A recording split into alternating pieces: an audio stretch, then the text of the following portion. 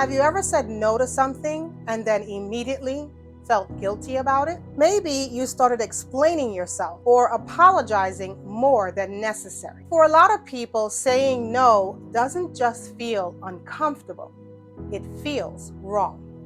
But that feeling usually isn't selfishness, it's conditioning. So today I want to talk about why saying no can feel so difficult, even when it's the healthiest thing you can do. Let's get into it. Before we talk about how we can change this pattern, we need to understand where the feeling comes from. Because guilt around boundaries didn't start with you. Many of us learned that being accepted meant being agreeable, being helpful, being easy to be around, not making things complicated. So over time, saying yes became a way of maintaining connection, and saying no started to feel like a risk. Not a logical one, but an emotional one. Your nervous system learns something very simple. If I disappoint people, I might lose the sense of belonging.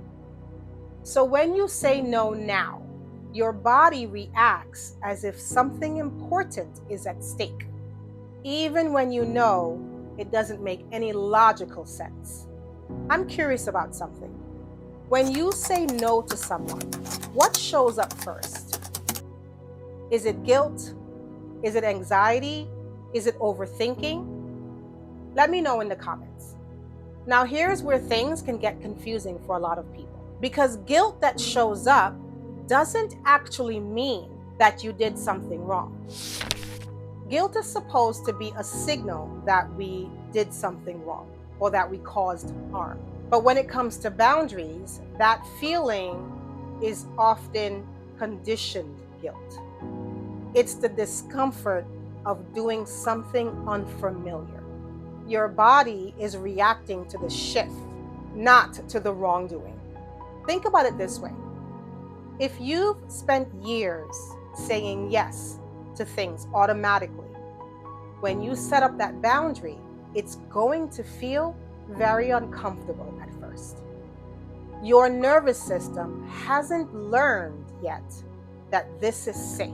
So the discomfort that shows up is your body adjusting to the new pattern, not a sign that the boundary was wrong.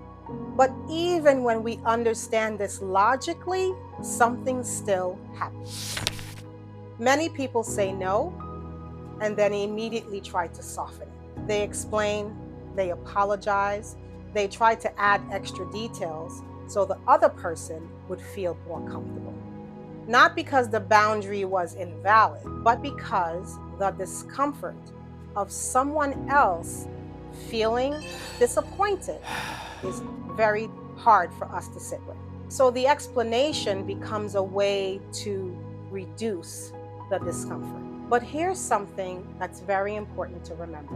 Other people's disappointment doesn't mean you caused harm. Sometimes it simply meant that your boundary didn't match their expectation. And those two things are not the same. Learning takes practice and it takes patience with yourself. When you begin to hold to your boundaries with less explanation, something interesting happens. Not because the conversations become any easier, but because you are no longer abandoning yourself for everyone else in the room. And over time, your nervous system begins to learn something new as well. That connection doesn't require constant accommodation, that you can care about other people without managing their reactions, and that your needs deserve space too. Saying no isn't just a communication skill. It's a shift in how you relate to yourself. It's learning to stay present instead of overriding your own needs to make it disappear. And the first step in that shift isn't perfection. It's awareness, noticing when guilt shows up, and remembering that guilt is just a feeling that you're doing something new. If you'd like a gentle place to practice that awareness, download my Grounded Pause guide. The link is in the description below. And if you'd like to know what your body knows before you do, check out this video above. With love and light.